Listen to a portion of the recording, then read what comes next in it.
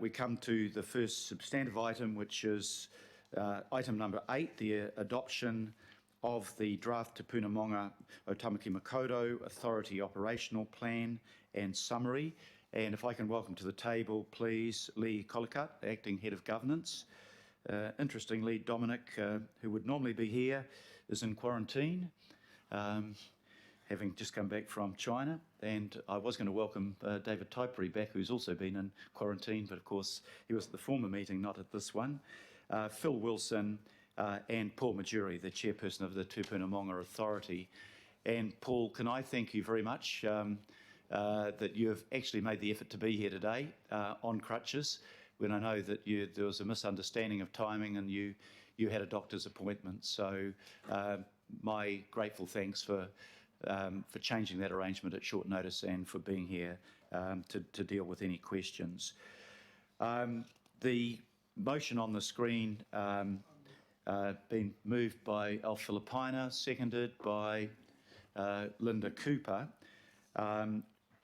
What I'd like to do to begin with is, apropos the declining of the requests for public input, to ask Phil Wilson just to take us through the process that we now follow, which is today we're being called upon to agree to this paper, this plan going forward for consultation, but it's a consultation process that I think is most important. Normally this matter would go through, this is my fourth chance to watch it go through, and there's no controversy. This year there is obviously an issue that is controversial in some sections of the public, and it's important that the public knows that they have the opportunity to have proper input to express their views on the operational plan.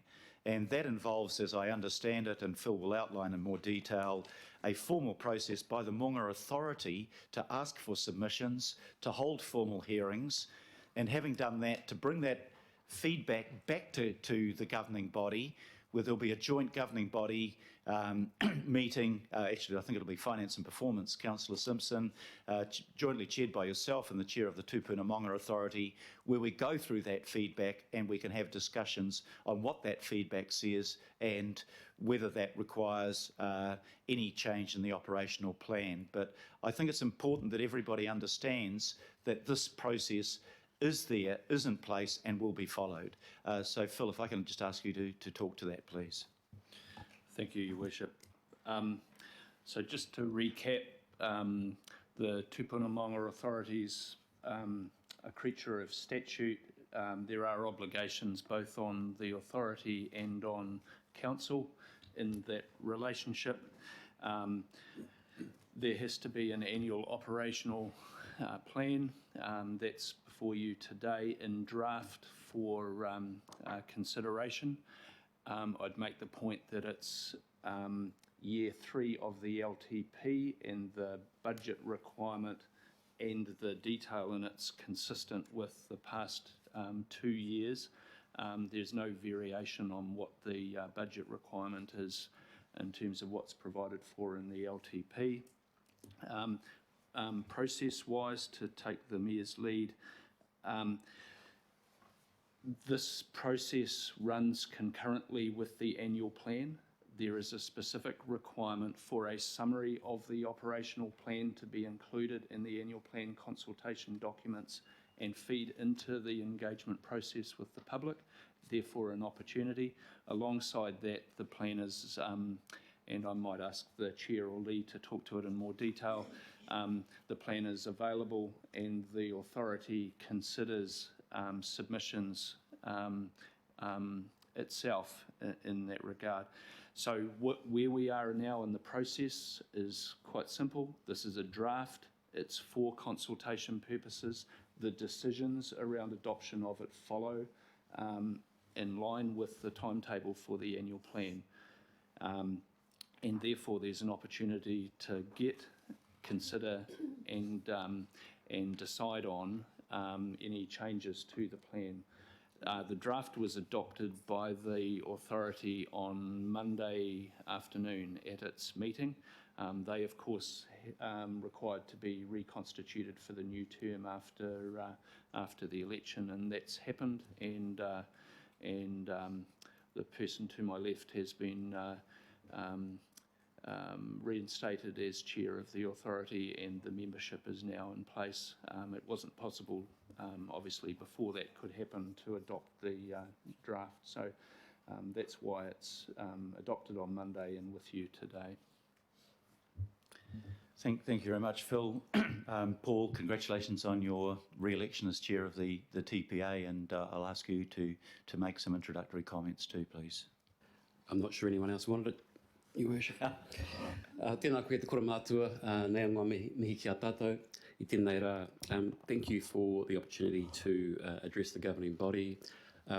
As those members who were here last week will be aware, at Finance and Performance there was also a discussion around process and the operational plan.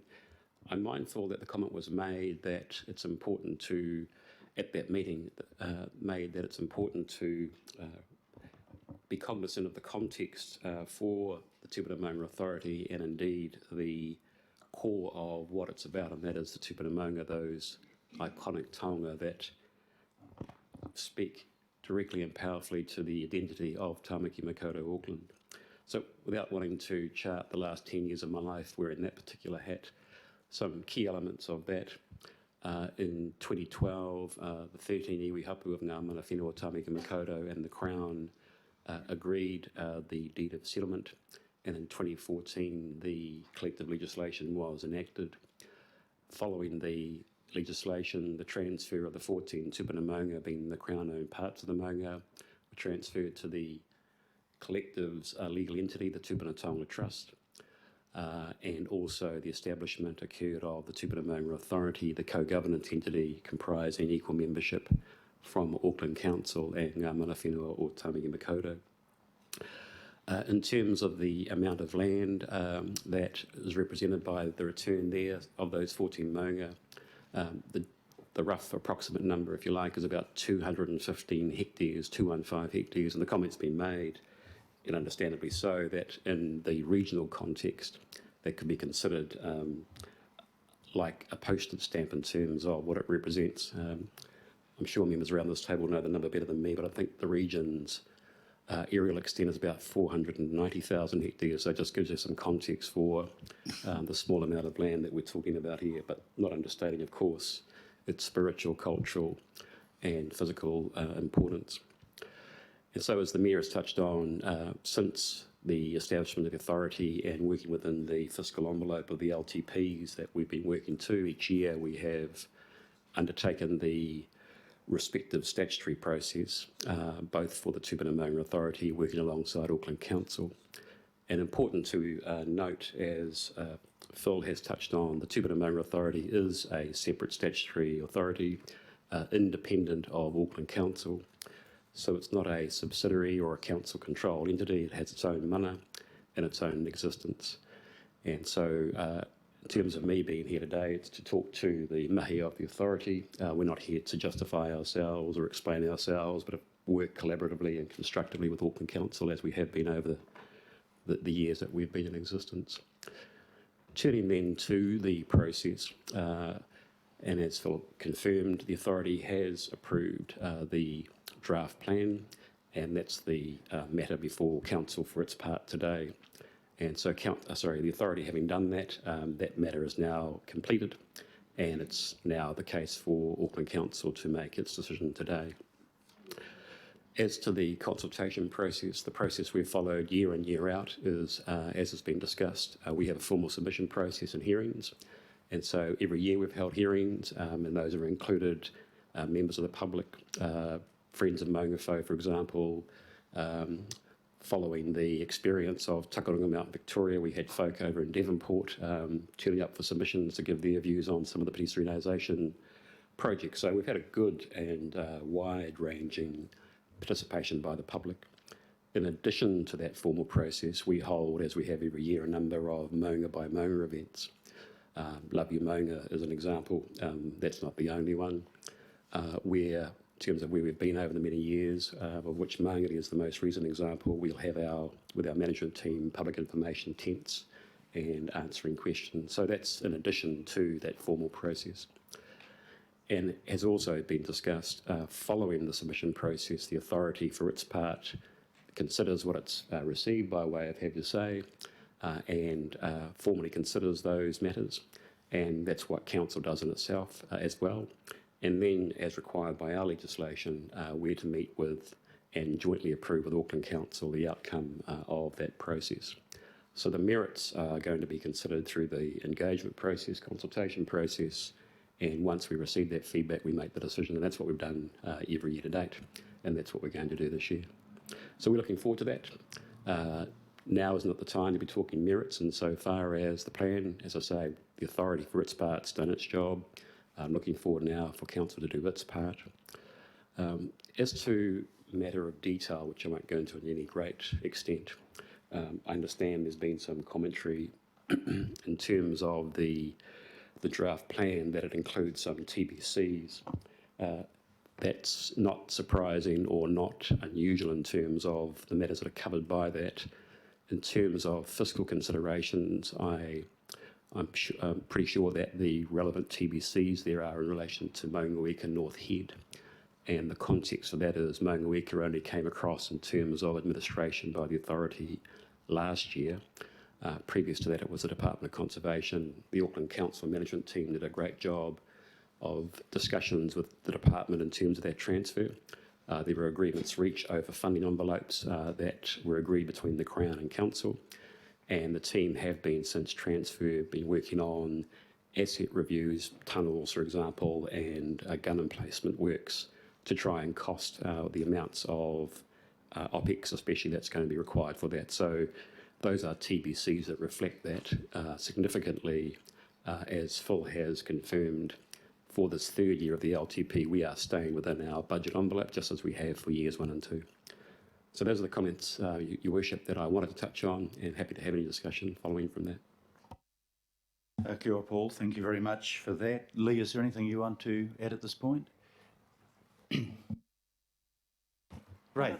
Look, normally, because we've had the discussions in an earlier committee and in an earlier workshop, this would be fairly perfunctory, but because of the discussion we had at the earlier session, I do want to give the chance for people to to ask questions first of all. So I'm happy at this stage to take any questions of any of the people at the top table.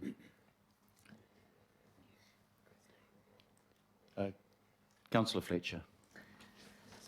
Thank you, Your Worship, and may I add my commendation to the work that has been undertaken since the establishment of the Te Puna Manga Authority, and may I particularly give my greetings to the Chair, Paul Majori, who has been there from the commencement, along with fine people like Grant Taylor, who was a former director of the Auckland Council and oversaw the process, Justine Smith, Scott Silver.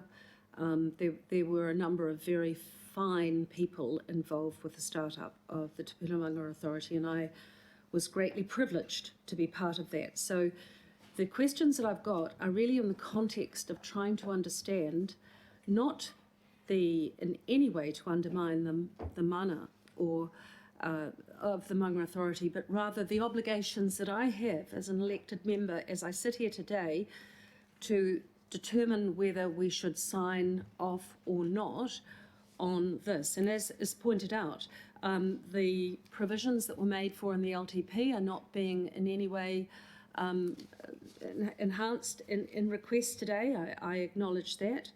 What I have some concerns about, though, are the responsibilities that we have as individual elected members here to understand what we are voting on. So I, as a courtesy, took to the Mayor prior to this. At the workshop last Wednesday, I raised matters in terms of how the consultation process might be undertaken, and I am very grateful for the concessions that have been made and the be that has actually been put up today that will give some assistance, I think, in giving the meaningful consultation. But I draw your attention to the concerns that I've got in trying to understand what I am signing off. And yes, there has been controversy.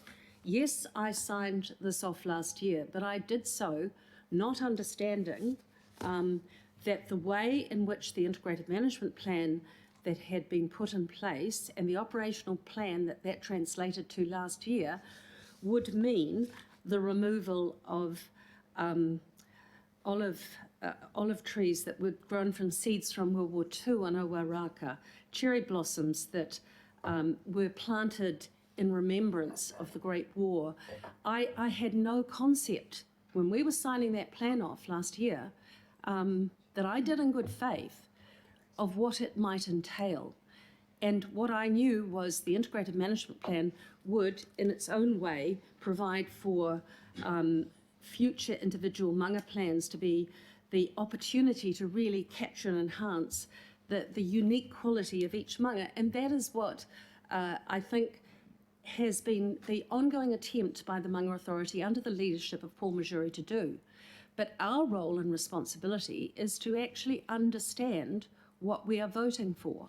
So in that case, I did not understand that when I voted last year, that would in any way authorise not just the removal of some wilding pines and some eucalypts, but trees that had significant heritage in terms of Auckland's more recent history.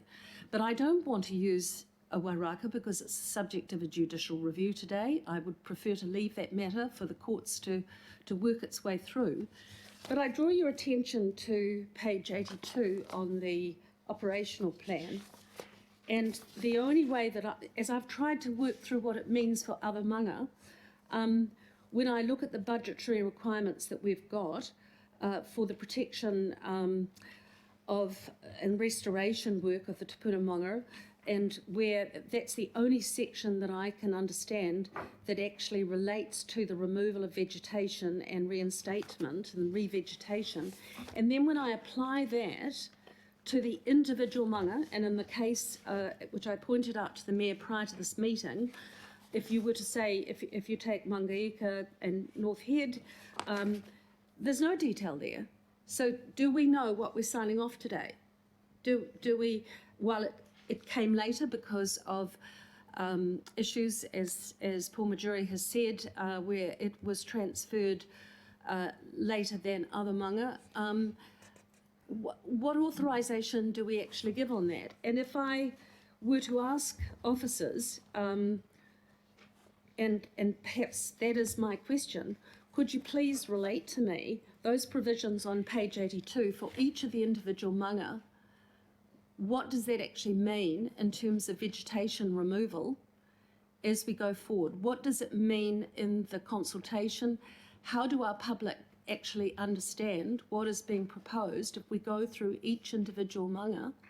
I think that is the sort of information I want to have before I sign off. I have been a strong advocate of all members of this governing body signing off on the LTP and on the budgets of the Manga Authority.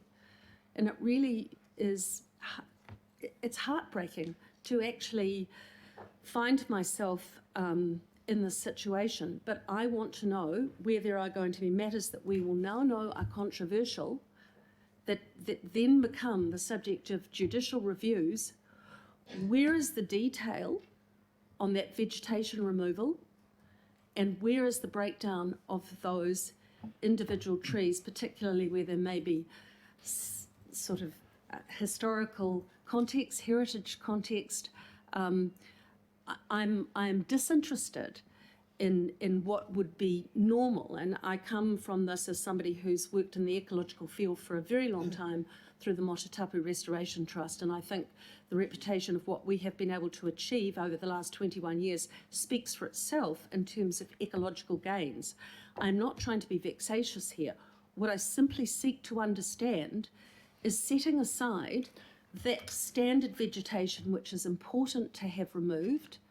Where is the detail of those trees for the individual manga for me to understand? I am also Yeah, interested. Councillor, I think we've got the specificity of Right, that but question. It's that a is the 6-minute question, but it question, needs to be yeah, in the- I'm happy to put so that. that in the I'm context happy. also- I'm happy. Sorry, let me get an answer to that.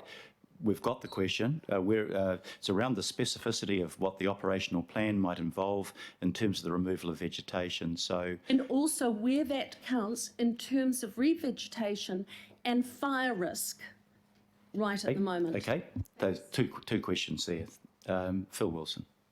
Your Worship, if it's okay, we'll handle this in two parts. So I'd like to ask Meredith to comment more generally on what we would expect to see by way of level of detail in an operational plan and what the legislative context around that is. And then when that's happened, the Chair will comment on the question of plans around specific maunga. Thank you. Meredith. All right, so as Phil mentioned earlier, the purpose of the operational plan is to set out the framework under which Auckland Council undertakes the routine management at the direction of the Maunga Authority. So it essentially sets out the broad purpose being to set out the funding levels and the level of service agreed. So historically, we've seen those operational plans not containing that level of detail, and we wouldn't generally, under the terms of Section 60, expect that level of detail to be contained in the operational plan. And as you know, it's not specifically outlined there at present. We don't think it is a statutory requirement to contain that level of detail, although a conversation about what level of detail is appropriate is one to be had with the Maunga Authority. Thank you. Paul. Kia ora no. It's an important discussion in terms of what it is the council is actually deciding here. And I won't be purporting to give advice to the council, of course. That's for yourselves to take your own advice and make your own decisions. But again, context is important.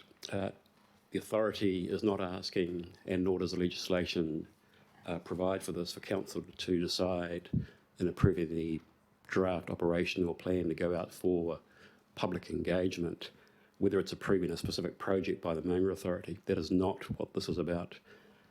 The statutory authority to undertake that work and the decisions rests with the authority, just as for matters within the purview of council, that is for council to make its decisions.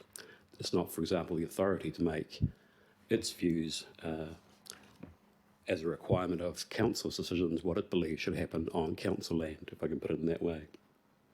So, for example, projects by projects, whether it's involving pedestrianisation, capital projects, that is the role of the authority.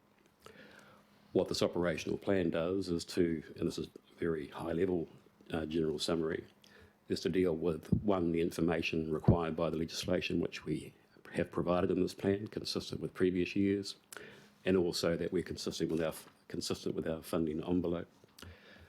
And so, to draw one comparison, I'm not aware that Council's annual operational plan sets out tree by tree across nearly 490,000 hectares, all the trees that are going to be removed, every rubbish bin, every council seat that's going to be there, because that's the logical corollary of what's been raised in terms of folk being aware of what the budget is. Again, what I emphasise is we have our respective statutory roles. The great success of the authority is the co-governance regime that it involves, with equal representation by council representatives and mana whenua. And that was the big part of the settlement was for mana whenua to have their face at the table making decisions alongside Auckland Council. And like Councillor Fletcher, I too, as I did last week at Finance and Performance, acknowledge the huge contribution, including by Councillor Fletcher, the previous Deputy Chair, and those former members of the authority who sit around this table, and also the current members. And that's what we continue to enjoy, is that very strong, constructive and collaborative working relationship. Thank you very much. Further questions? Councillor Walker. I think for me the issue around particularly the trees is that what I see is something that's much more than just occasional maintenance.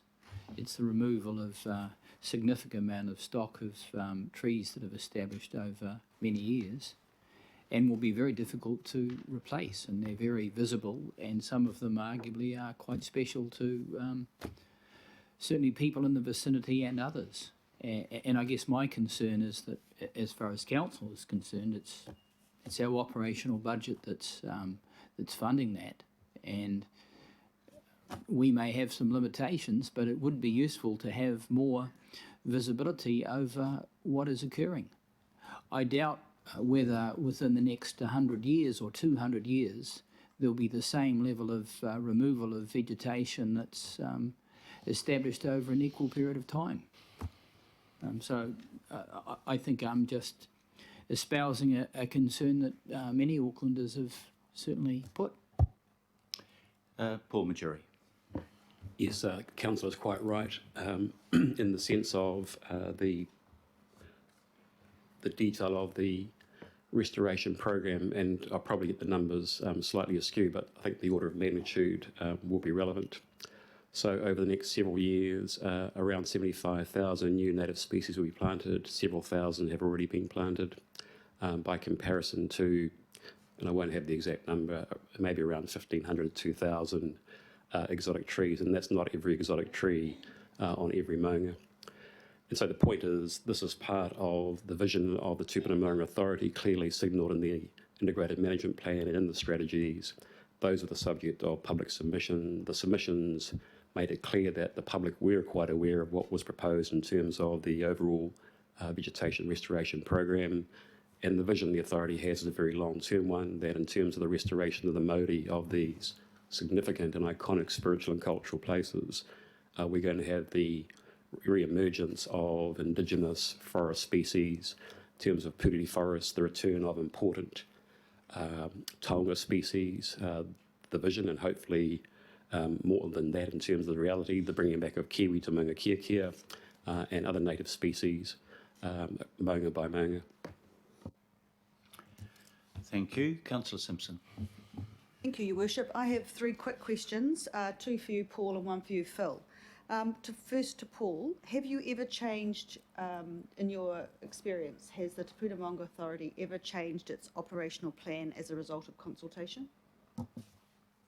I can't give an answer on that part because I just don't know. I haven't sat down with the documents, but what I can say is for both the Integrated Management Plan and also for the strategies, changes were made.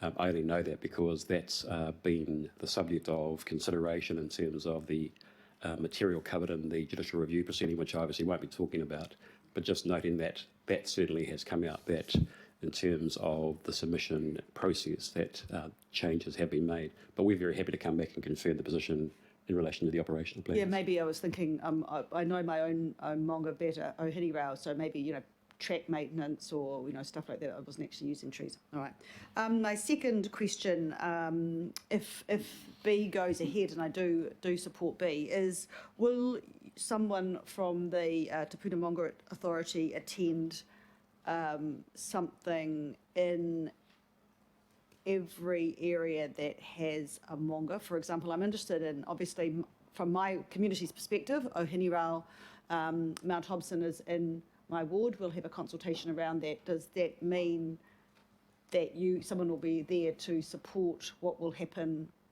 the consultation material, as it directly relates to that maunga?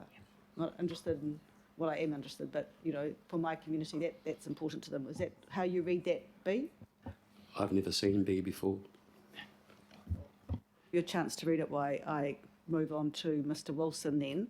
If Councillor, if you, and obviously trying to be constructive and helpful, well, if you're asking me as an individual member of the authority to give a substantive response to commit members of the management team, of which we have 8, on the hoof, I just can't do that. What I would reiterate is what I said to you last week, is that we have our own statutory process that we're going to run. We're also going to have additional events on the maunga. And as I also confirmed, and acknowledging the point that if folk attend council key events where the maunga are going to come up, with all the logistics in terms of being covered, some notice, and the fact that our staff often have to work in the weekends and the evenings because of their commitment to the kaupapa for these tupuna maunga. We're more than happy to do that, but I can't on the hoof say that we're going to do whatever B means. Just think about that. And I will have one final question to you, Phil. Phil Wilson. If the governing body or finance, I'm not sure exactly which, doesn't like the operational plan as a result of feedback from the community, can we direct the Te Puna Monga Authority to change it? In a word, no. The legislation requires agreement between the two parties. It is not as the chair alluded to, the nature of the relationship is not one where the council can direct the authority.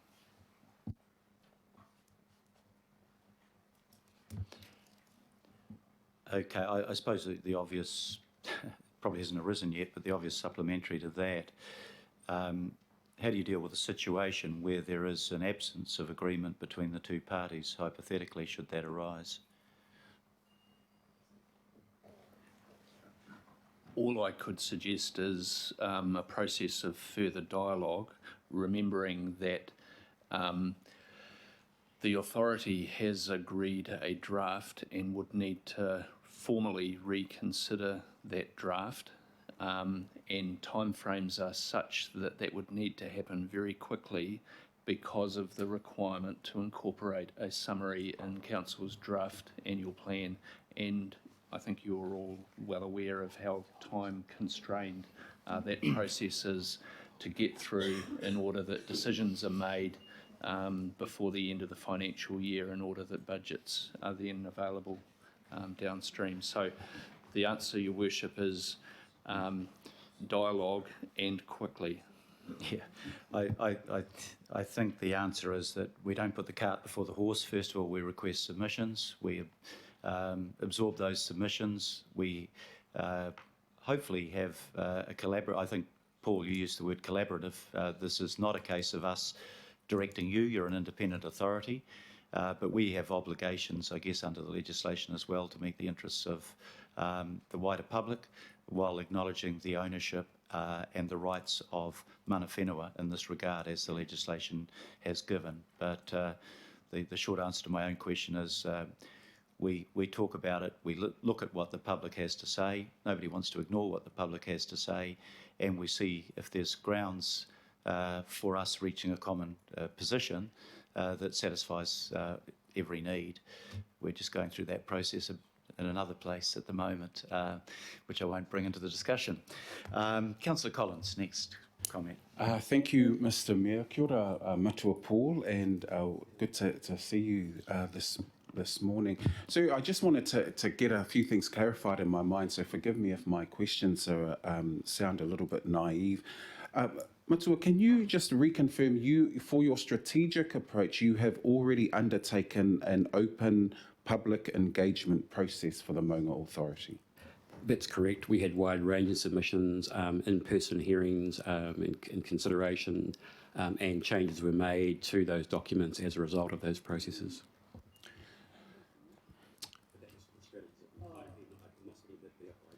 Yeah. So I don't want to stretch it, because I know that we've mentioned the word being collaborative today, and I don't want to create unnecessary angst if and then some might already exist outside. But with your permission, Mr. Mayor, can I ask the chair of the authority, does it feel like this is a possible erosion of the independence and statutory function of the authority to now have the consideration to go to public consultation on on the plan that we are about to, or may not be about to, adopt? I think there's two parts to that fair question. The first is the legislation is clear that we have to follow a process of engagement, and that's what we've done year in, year out. Also, the council has to undertake its process as well, and that's in parallel and also requires that joint agreement, as Phil Wilson has spoken to. So that was always part of the legal framework and landscape for us. And in terms of the fair comment about cart before the horse, there's a merits-based process that we're all about to go to in terms of receiving feedback and considering those in an open mind and in a fair and rational basis. Quite where this goes, we'll see. All I would emphasise, and this is the second part, is that, and as I said before, it's very important for council to take its advice at that part of the process following the public feedback as to exactly what its mandate is in terms of the decision. And for what it's worth, from my point of view, its mandate is not to effectively try and make decisions on operational matters for the authority. Its purview is the matters that it's entrusted with its own legislation. Those involve fiscal matters, and we've been through a legal process with the LTP. We are staying within the funding envelope, so that's been addressed. And then there's the operational matters in terms of are the various requirements for the legislative process being fulfilled. And it's important, and I say this with respect, of course, that we each respect and maintain our respective processes and roles that we have. And that's been the great success that we've seen to date, and I'm sure that we'll continue to see it in the future. Just one final question, Mr. Mayor. Probably a bit nitpicky of me, but I'm just wondering, with the wording of Part B, and I just finished texting Councillor Filipaina. I was going to ask him a question, but that might be pushing it a bit too much. There's a part of it, my eyes aren't the best, engagement events most likely to be attended by members of the public who are interested in or affected by the draft operational plan. I just wonder if there's a level of redundancy to that portion of the recommendation because we're wanting it to go to public consultation, or do we want semi-levels of specificity as to who will be in attendance? I'm not sure who that question is for. Maybe I can address it first of all. I'm not happy with the current form of words that are being used there. I think what we're really asking in the first part of the recommendation B is to be advised of the process that the Te Puna Authority will be following, so we know where to direct people that ask questions that are appropriate for the TPA to answer, TMA to answer, not ourselves. And the second part really is just a discussion I've had with Paul. Understand the logistic limitations when you've got a small staff, but if there are going to be meetings that we know are going to be attended by members of the public in much higher numbers than usual, we don't want to be answering on behalf of the Tupuna Maunga Authority. It would be preferable for it to answer on behalf of itself. And I'm not, we've got 34 events, and I'm not in any way thinking that it's reasonable to ask the Tupuna Maunga Authority to attend all of those, but there may be one or two that are particularly relevant that would be good to have somebody of authority from the TMA there to answer directly, so we're not purporting to speak on their behalf, which we have no right to. Okay, so I've asked the Chief Executive to draft something along those lines. That might be, I think, a better resolution to move. I'll get that on the screen shortly.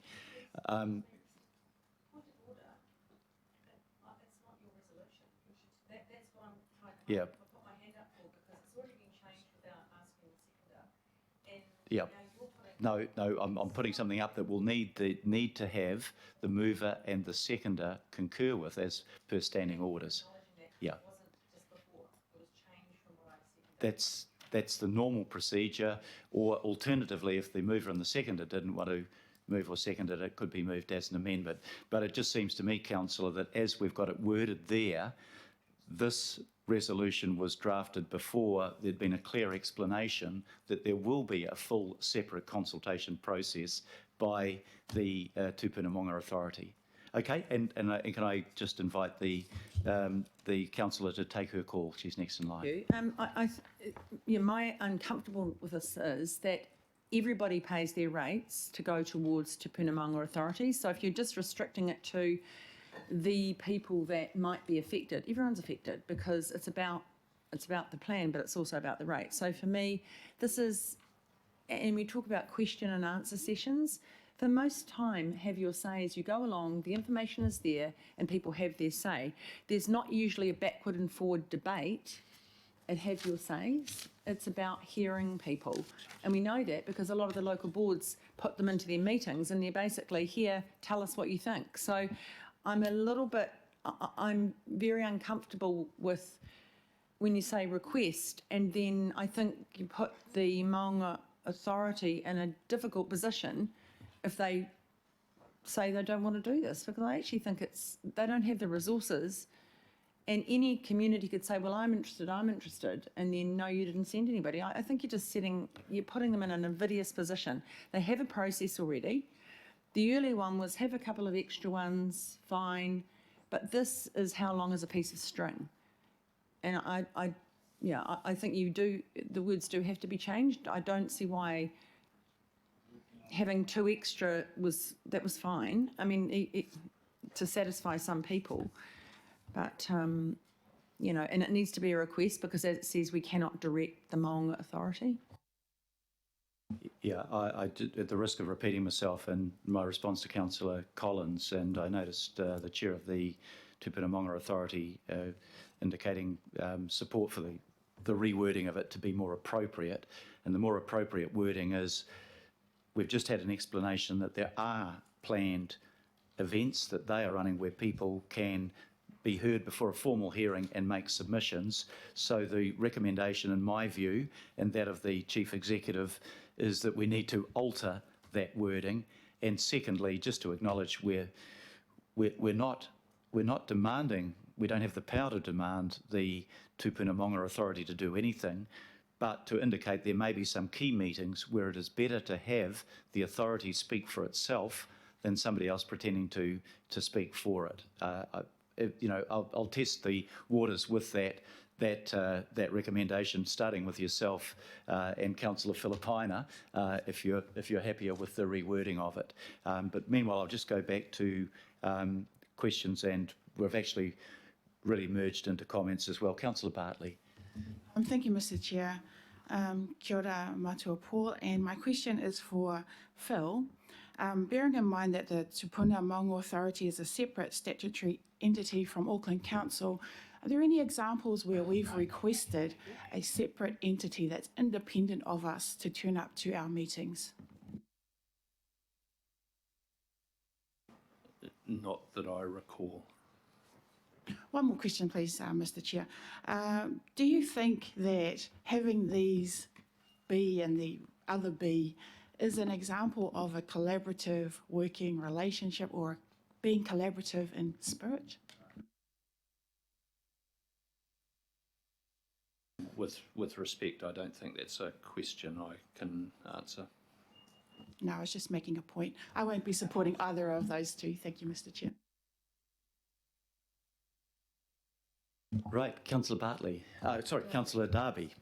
Got my lees mixed up. For a way forward together here. I'm a former member of the Tupuna Maunga Authority, and just by way of background, I'm very aware of the desire of that governance group to be inclusive. Every decision was by consensus, and nothing proceeded without consensus. So I'm mindful of not usurping the authority, and I think there's risk in the words here, Mayor. And I'm just wondering if we can be as generous as to suggest the words request be struck out, and it be note the Tupuna Maunga or Tāmaki Makaurau Authority is undertaking a detailed consultation program, as we were just told, and just full stop after that. Let's be generous. And we've listened. We've heard that they are undertaking that. That's their promise, not just to us, but the people of Auckland. And let's just note that, put a full stop after acknowledging it, and leave it there, and not be at risk of usurping this recently created authority. I think it's culturally also, there is significance in this, and we need to be very careful and respectful. So my request is we just note what the chair of the authority has reminded us of, and acknowledge and be grateful for that. Put a full stop after noting it. Yeah, I'm comfortable with that, councillor. I think that's a good suggestion.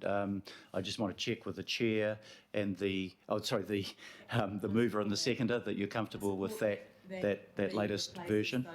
I'm certainly comfortable with it. Okay, well, so we'll put that one. We've that one in place. And Councillor Filipaina, you're the last person I've got on my speaking list. Yeah, Chair, I just got questions and reserve the right to speak. Question to the Chair of Tupuna Authority. Can you tell me when was the Integrated Management Plan adopted? 2016. 2016? 2016. Okay, and who was the Deputy Chair at that time? Oh, was Councillor Fletcher? Oh, congratulations for adopting it. Other question, when you came through to the workshop, I know that the consultation was going to happen in regards to the Tupuna Authority having its separate consultation. That was relayed to the workshop. Can I confirm that? Yes. Okay. Chair, I do reserve my right to speak, and in regards to B, I also definitely agree with that, and not the second part. Thank you. Thank you, councillor. Councillor Fletcher. Thank you. I just want, if it's possible, for an answer. I know my question was very lengthy, but there were two other parts to it that are unanswered for me. Our only opportunity in shaping the operational plan is today. It's my obligation to feel comfortable with it today before I sign off on it. The questions that I posed around fire risk, and I was sort of cut off before I got into the detail about the ecological restoration program, around whether or not mature trees play any useful part in nurturing a lot of those fantastic plantings that are going to come through of Indigenous plantings. I want to know whether or not that is something that might be, the Chair could respond on.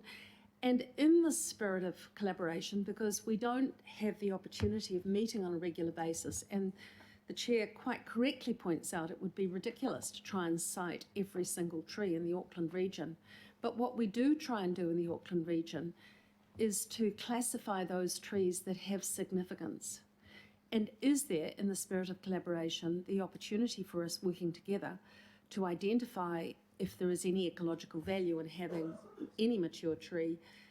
Is there a possibility of a way that we might work together in identifying those trees, which will probably be very few in number, that are ones that are sensitive for historical reasons? So I just would like, if the Chair wouldn't mind, to respond to that. Is that appropriate, Your Worship? Happy for you to respond. On the, just make sure I've got my inside voice, on the fire risk, that, as Councillor Fletcher will recall from her time of the authority, a very important matter in terms of public safety, and especially for adjoining property owners for each of the maunga. And the management team are very aware of that and work very proactively on that. And if for no better reason than over the last 6 months, when we think about the fires that occurred at Maungarei, Maunga Fo from fireworks, despite all the controls and warnings in place, and the examples of arson that have occurred at, for example, Mangere. The team works very proactively every summer period with FENZ, Fire and Emergency New Zealand. They meet, the management team provide their plans in terms of the mown areas, the levels of grass height, the location of the fire breaks, etc. And touch wood, the experience to date has been that there has been no accidental fire on the Maunga that has been the result of a lack of that those activities as approved by FENZ being undertaken. So, sorry for the double negative. The program's been very successful to date in terms of addressing that fire risk. And if members are minded to, If you go to the open the open meeting of the authority from Monday just gone, there is a paper expressly on that gives the details of the fire safety program for this summer. There's also a paper there on the management of the risk of coronavirus, if you're so minded. On the matter of mature trees, I'm obviously not the expert. Some of the general comments I would make are, and again, this is as an acknowledgement of the huge respect that authority members have for the management team in terms of the level of care and expertise that they bring to bear. So each of the Maunga restoration programs, both plantings and removals, are always based on external independent advice. And so matters such as nesting birds, protections, canopy cover required for emerging species are always the subject of expert advice. As I alluded to before, it's not the policy, despite some comments to the contrary in the public, that there's somehow a policy by the authority to remove every exotic tree on the Maunga. And so to date, on the 4 previous examples, each of those Maunga have remaining on them a number of exotic trees. And the councillor makes a good point, because on some of those Maunga, and Maunga Day is an example, there are scheduled trees that have been recognised through the council's process. There are also classified pest species through the council's pest management strategy. And so all those important public information tools and recognitions of the status of trees are relevant in the management team's approach.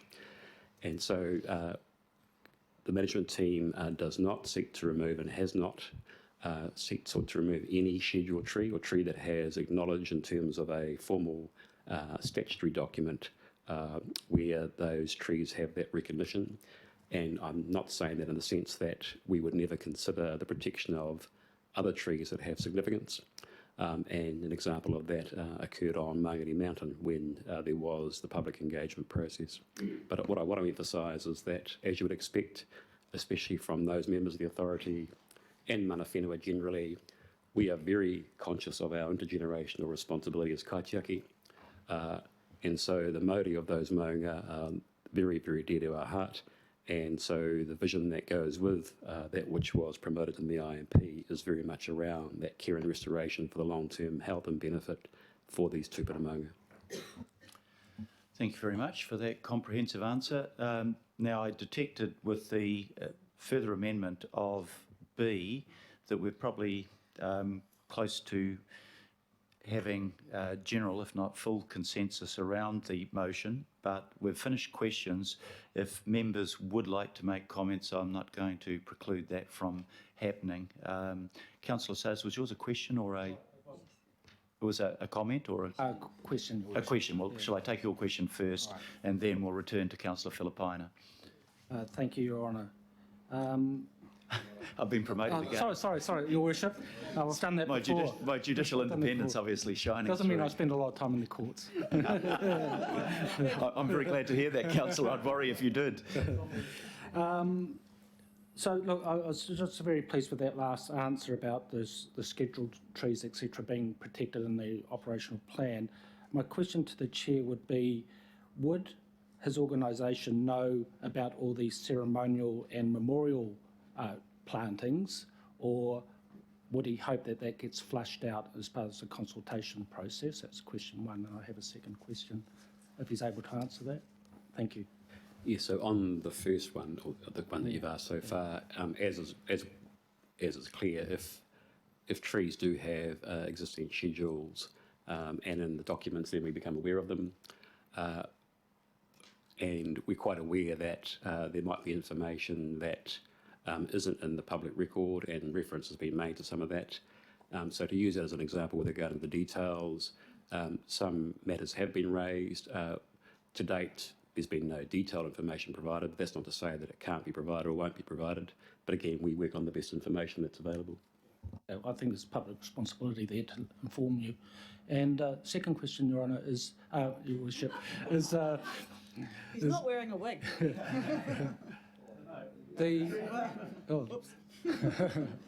Is around the implementation of the operational plan.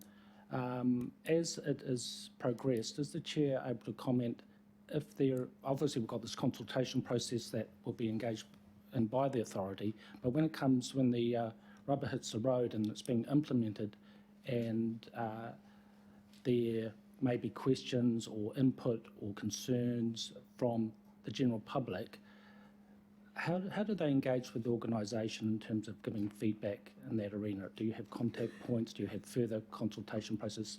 Just like to understand how that works. Thank you. So speaking in the generic, because projects are going to differ, again, we have our statutory requirements in terms of the processes, and if I think of some of the projects, again, our fundamental policy settings are in our IMP and strategies. There's another layer to come in terms of the individual maunga plans. Those policy settings inform our work programs, and if we're involved in statutory approvals, historic places RMA, then we'll follow the statutory requirements of that. And as we're talking about now with the annual operational plan, each of the experience we've had in year by year is that the submissions process has raised a manifold number of things, that run the whole gamut of operation on the maunga. And that includes, for example, matters of public safety around pest removals in terms of some of the shooting programs that we have. So there's a very wide gamut, and we take on board the feedback that we get. We also have public presentations, just as Council does at our meetings. Thank you very much. Further question, Councillor? I appreciate the answer and understand it. But if an individual needs to contact your organisation, you have that ability in terms of a call lines or secretarial support. Yes, and we do get a lot of feedback and questions, and the team with their resources answers those as best they can. Thank you very much. We come now for comments. So, Councillor Filipaina, you've foreshadowed a desire to speak to it, but if we are in general agreement, we probably don't need to have 20 speeches, but let's see how we go. Councillor Filipaina. Thank you, Your Honour. Tēnā rā koutou, tēnā koe te rangatire pō. Ngā mihi ki a koe mo tō kōrero aroha. Just wanted to acknowledge the table, but also the chair. Your Worship, in regards to this, I want to acknowledge the staff firstly of the Tupuna Maunga. At the workshop, and even today, it's been mentioned that over the last 3 years, since the LTP, that there's been no request for budget, an increase in it. The work is continuing. As you read the agenda, it's also, as they indicated in the agenda, that there's only operational and staff in regards to the only change. So I want to acknowledge rangatira to our Mato, can you just pass that on, please? Because I think it's important that staff of the Tupuna Maunga Authority have been working, especially in the time that the councillors who are on there and the local board members and mana whenua, the work that they've continued to do. So please pass that on. Will do. And Your Worship, for me, I look forward to the consultation. I want to acknowledge the comments that have been made by all councillors around this table, and especially with Councillor Darby in regards to the noting of the detailed consultation program, because we were advised last week and we always knew that there was going to be a separate consultation period that the Tupuna Maunga Authority were going to undertake. So having that there spells it out clear to our community. I look forward to that particular consultation because I would love to front some of the community who are hiding behind social media and passing sometimes abusive comments on members of the Tupuna Maunga Authority. I wish they would front me at one of the consultation events that the Tupuna Maunga are having, because I think it's about time that they get fronted face to face in regards to comments over social media. So, Your Worship, I look forward to not only the consultation that Auckland Council is going to do, but also that where the Tupuna Maunga Authority are doing as well. Thank you. Thank you, Councillor. Councillor Collins. Yeah, thanks, Chair. Mr. Mayor, I wanted for a moment, I accept Councillor Darby trying to find a way forward, and I appreciate that, Councillor, because this has been my struggle. We had an answer from the Chair of the Maunga Authority, I beg your pardon, from an officer of staff to Councillor Bartley saying he couldn't think of another situation where this has been exemplified, what we're going through today. And so I sit very uncomfortable with the discussions that's been had leading us into this situation. So to that degree, I accept that Councillor Darby's words to find a way forward. They're giving me some sense of comfort, Councillor, but I'm still struggling internally because there's still a part of me that thinks this is expedience-type politics to satisfy those who Councillor Filipaina may have been referring to on social media and are not prepared to speak to us, and words that have been used over time that are most untoward.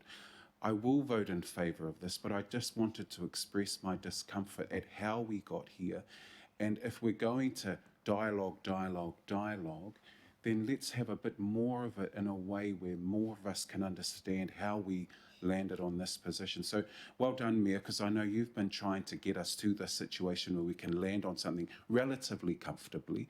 And so I commend you for trying to bring the parties in the dialogue together. But there is still a level of discomfort that I have in my person today in some of the discussions that's been had here, but I'm satisfied that this is a relatively reasonable place to land. Thanks, Mr. Mayor. Thank you, Councillor, and thanks to councillors keeping their comments brief. For Councillor Hills. Thank you. Obviously, want to support the operational plan. I think a lot of the work that is happening on our maunga is very exciting, and we don't seem to celebrate or talk about the fantastic work that is happening enough or much at all. You know, the changes, say on Takarunga, you know, there was some pretty feisty meetings and conversations, but honestly more people are using that maunga than ever before.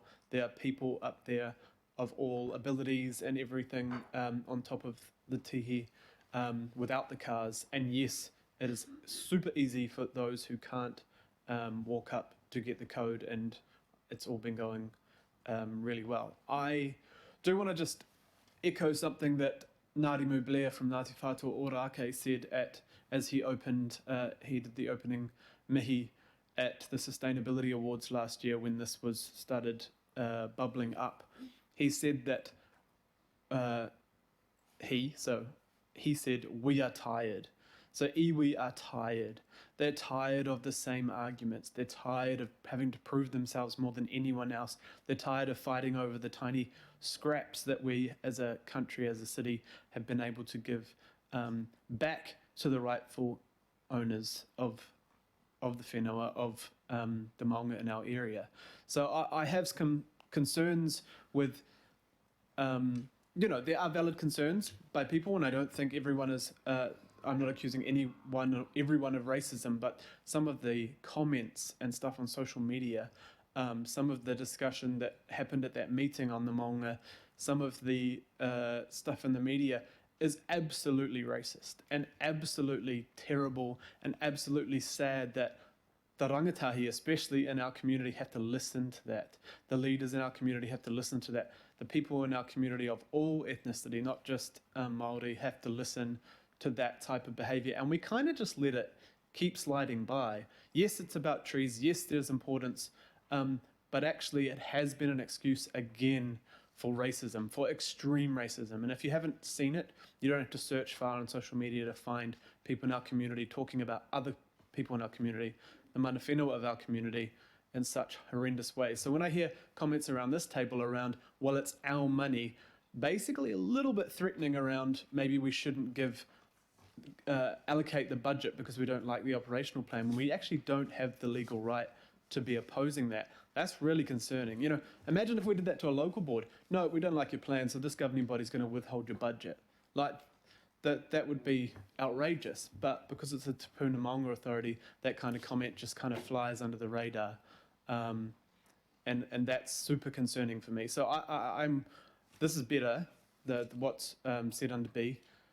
You can say Councillor Newman, but that's fine. I'm speaking from what I'm thinking, and I have some real concerns about what's been discussed. I'm glad we're at this place, but we just need to be careful with throwing out comments around it's our budget, maybe we shouldn't be accepting it when we don't have legal right, and the tiny little bit that Māori and mana whenua in our community have the right over making decisions. You know, we don't have to agree with it all the time, but I do worry about how we let ourselves get away with those kind of conversations. So. Thank you, Councillor. Councillor Simpson.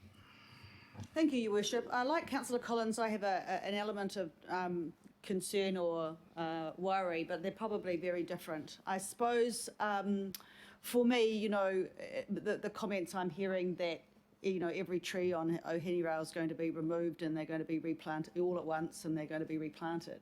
So I struggled a bit with adopting a draft plan that maybe gave people concern around that. But I think having listened to the discussion, I'm in a better place. We will have consultation, and I really appreciate what Councillor Filipaina said, that there will be people to talk about that.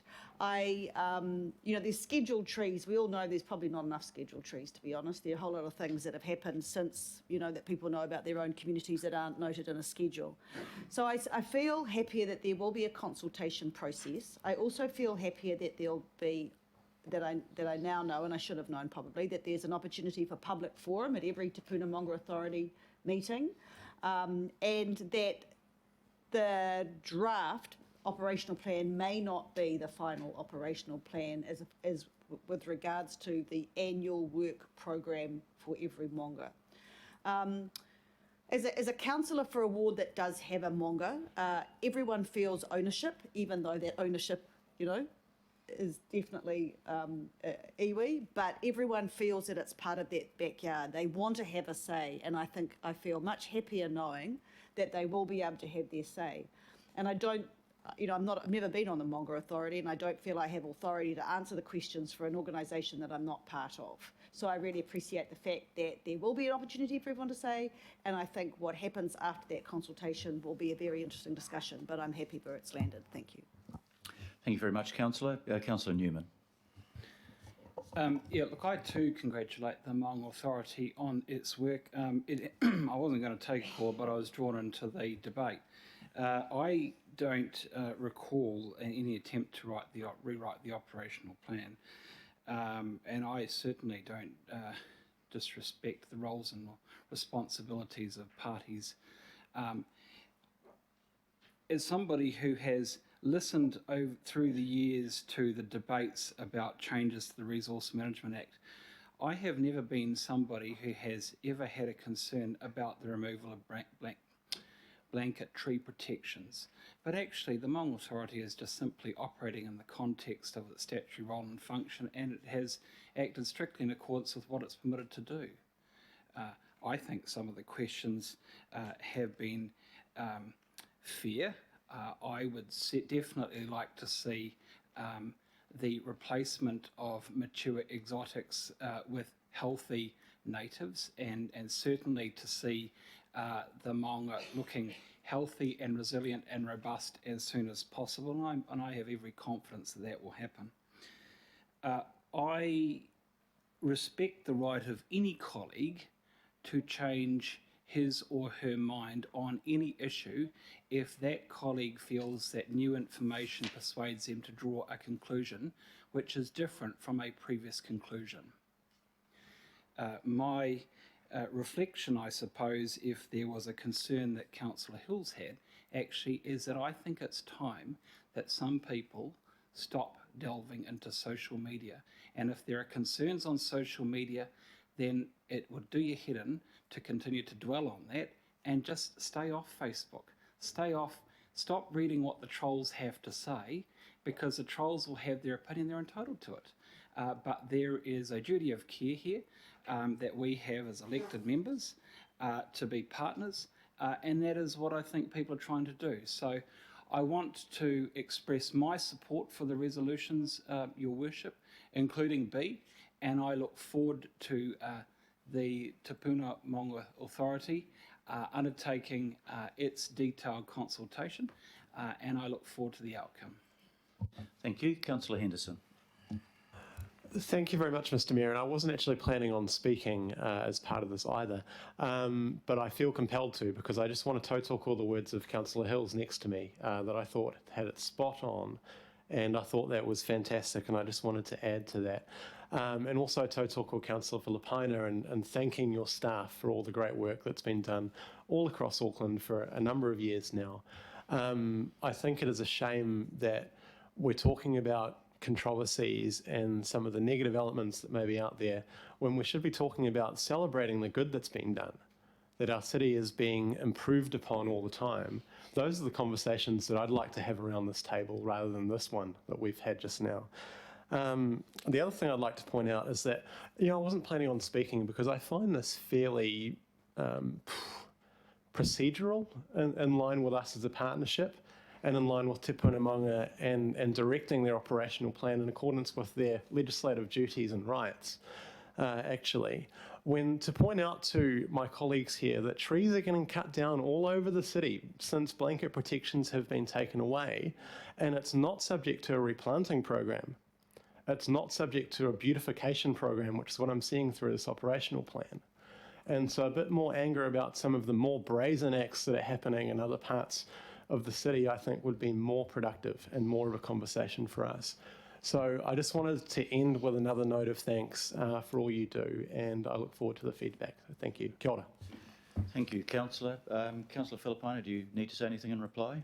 No. Can I just thank everybody that's spoken? I think what's been really useful out of this debate is that for any listening member of the public, they have a clear perception now that there is a clear process for consultation. And we're obliged to do that on just about everything. And so we should. There'll be people out there with different opinions from our own. Sometimes they are poorly motivated, as Councillor Hills pointed out, but it would be unfair to suggest that everybody that was opposed to the cutting down of exotic trees was motivated by that reason. There are people that are opposed to the cutting down of some very ancient, and I would suggest the word ugly, pine trees at Western Springs, Councillor Coombe, that you wouldn't expect there to be opposition to, but there is, and people naturally don't like to see trees cut down. I think Paul Majuri has put it in context with some trees are being removed, but 75,000 trees are being planted. And I don't think there's any disagreement around that aspect of it.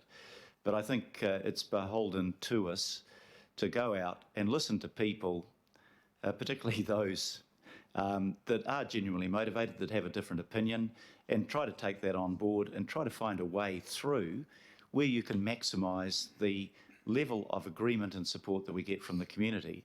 And actually what we've done today and the resolution that we've finally arrived at is probably achieved that around this table, at least ways I hope so. Sorry, Paul, you were?